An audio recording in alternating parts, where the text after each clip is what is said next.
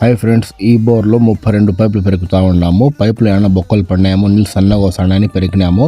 బొక్కలు పడిన పైపులు తీసేసి మళ్ళా దింపినాము. చూడండి, మా వీడియో చూసి నచ్చితే లైక్ చేయండి, షేర్ చేయండి, ఫాలో చేయండి.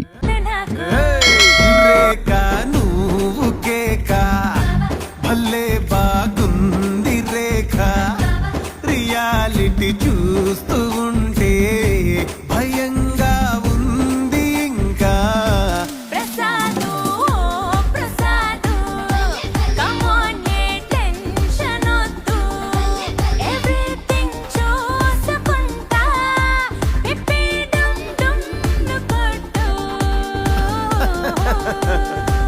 ఓ శశిరేఖ, నాకోకే నీకోకే, మీ బాబు సంగతేంటి?